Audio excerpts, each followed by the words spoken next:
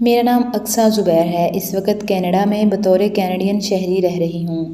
مجھے کینیڈا میں رہتے ہوئے 13 سال ہو گئے ہیں۔ ان 13 سالوں میں شاید ہی میں نے کبھی کوئی دکھ دیکھا ہو، مگر آج سے 15 سال پہلے میری زندگی میں کچھ ایسے حالات پیش آئے جن کی مجرم میں خود کو سمجھتی ہوں، مگر اس کی سزا میری فیملی کو ملی۔ پاکستان میں میرا تعلق ضلع جہلم کے ایک گاؤں سے ہے، مگر میرے والد کا لاہور میں امپورٹ ایکسپورٹ کا کاروبار تھا، اس لیے ہم لاہور کے ایک پوش ایریا میں رہائش پذیر تھے اور تقریباً لاہور کے ہر مشہور ٹاؤن میں ہمارا بنگلہ تھا۔ میرے والدین انتہائی متقی اور پرہیزگار تھے۔ ہم صرف 2 ہی بہن بھائی تھے۔ گھر میں لاڈلے ہونے کے باوجود ہمیں مذہبی اور دنیاوی تعلیم اور کاموں میں غفلت پر ڈانٹ یا سزا ضرور ملتی تھی۔ مجھے نہیں لگتا تھا کہ ہمارے والدین نے ہماری تربیت میں کوئی کمی چھوڑی تھی۔ وقت گزرنے لگا، میں کالج اور میرا بھائی یونیورسٹی لیول پر پہنچ گیا۔ میرا بھائی MBBS کر رہا تھا اور اس کے بعد امریکہ جا کر دل کا اسپیشلسٹ بننا چاہتا تھا، جبکہ میں ICS کر رہی تھی اور آگے جا کر ٹیکسٹائل ڈیزائننگ کی فیلڈ چننا چاہتی تھی، مگر ایسا نہ کر سکی۔ ہوا کچھ یوں کہ کالج کی تعلیم کے دوران مجھے ایک لڑکے سے جس کا نام جاسم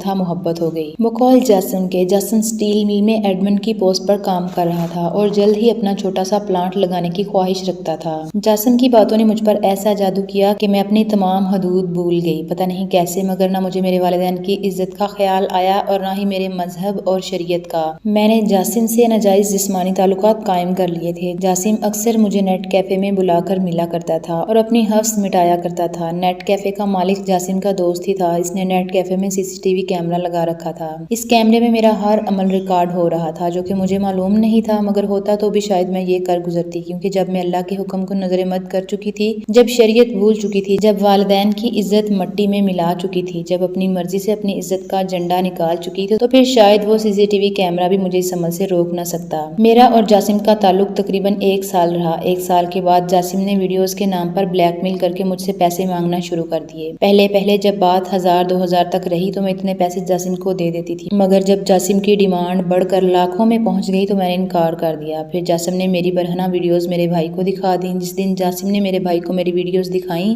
اس دن میں اپنی کلاس کے ساتھ ٹرپ پر مری گئی ہوئی تھی۔ میرا بھائی میرا ہی نہیں کسی اور کا بھائی بھی ہوتا تو یہ برداشت نہ کرتا، لہٰذا میرا بھائی بھی برداشت نہ کر سکا۔ اس نے جاسم کو بہت ڈھونڈا، لیکن جاسم اسے کہیں نہ ملا اور نہ ہی ابھی میں واپس آئی تھی۔ پھر دوسرے دن میرے بھائی نے میرے اس فعل سے شرمندہ ہو کر خودکشی کر لی۔ جب میں ٹرپ سے واپس پہنچی تو مجھے تب میرے بھائی کی موت کی خبر ہوئی۔ میں تو اپنے اکلوتے بھائی کا آخری بار منہ بھی نہ دیکھ سکی، بلکہ شاید میں نے اپنے بھائی کو خودکشی کرنے پر مجبور کیا تھا۔ مجھے پہلی بار جاسم نے دیکھنے کے قابل ہی نہیں چھوڑا تھا۔ خیر، بھائی کی موت کے بعد حالات ابھی نارمل نہیں ہوئے تھے کہ جاسم نے پھر مجھے بلیک میل کرنا شروع کر دیا اور مجھے بتایا کہ اس نے میرے بھائی کو میری ویڈیوز دکھائی تھیں، جس کی وجہ سے میرے بھائی نے درندے سے بھی بدتر لگا، اور ساتھ جاسم نے دھمکی دی کہ اب کی بار وہ میرے باپ کو میری ویڈیوز دکھائے گا اور میرے باپ کی موت کے بعد میری ماں کو۔ جاسم کے خطرناک ارادے دیکھ کر میں نے سوچا سب کچھ اپنی ماں کو بتا دو، اور میری ماں مجھے ملنے بیٹے کے بعد میرے ابو سے بات کرنے پر آمادہ ہو گئی۔ جس رات میری ماں نے میرے باپ کو میرے کارنامے بتائے، اس کے بعد مرتے دم تک میرے ابو نے مجھ سے کلام نہ کیا۔ خیر، میرے باپ نے مجھے ایسے اگنور کرنا شروع کر دیا جیسے میں ان کے لیے مر چکی تھی۔ پھر میں نے نیٹ کیفے والے لڑکے کو گرفتار کروا کر جاسم کا پتہ لگایا اور اسے ساری ویڈیوز، جس میں میرے سوا اور بھی بہت ساری لڑکیوں کی ویڈیوز تھیں، ان کو ڈیلیٹ کروایا اور اچھی طرح پولیس سے اسے نصیحت کروائی۔ میری پڑھائی چھڑوا کر میرے باپ نے میرا نکاح اپنے ایک دوست کے بیٹے سے کر دیا کہ اپنے دوست کو میری ماضی سے آگاہ کر دیا۔ میرے باپ نے نکاح پر بھی مجھ سے کوئی بات نہ کی، یہاں تک کہ رخصتی کے وقت بھی میں نے باپ کے پاؤں پکڑنے چاہے، لیکن انہوں نے جھٹک دیا اور میری ماں نے مجھے سینے سے لگا کر رخصت کر دیا۔ میرے شوہر کا نام زبیر ہے، یہ کینیڈا میں سیٹ ہیں، میں ان کے ساتھ کینیڈا آ گئی ہوں۔ میرے باپ بیمار رہنے لگے تھے اور باپ کا جب آخری وقت قریب تھا تو میں ان سے ملنے ہسپتال پہنچی۔ مجھے دیکھتے ہی انہوں نے میری والدہ کو مخاطب کر کے کہا کہ اسے کہو یہاں سے چلی جائے، اور میری نظروں کے سامنے میرا باپ کلمہ شہادت پڑھ کر اپنے گناہوں اور کوتاہیوں کی معافی مانگ کر اپنے خالق حقیقی سے جا ملا۔ فقط چند ماہ بعد ہی میری ماں کا بھی انتقال ہو گیا۔ میرے 2 بیٹے ہیں۔ میرے شوہر نے کبھی میرے ماضی کے متعلق مجھ سے سوال نہیں کیا، کبھی مجھے زندگی میں اور کوئی دکھ نہیں دیا، مگر میری ایک غیر محرم کی محبت نے میرا سب کچھ مجھ سے چھین لیا۔ جب سے میرا بھائی مرا ہے مجھے کبھی سکون نصیب نہیں ہوا۔ آج بھی اللہ سے اپنے گناہوں کی معافی مانگتی ہوں، مگر اب پتہ نہیں کیوں لاکھ کوششوں کے باوجود بھی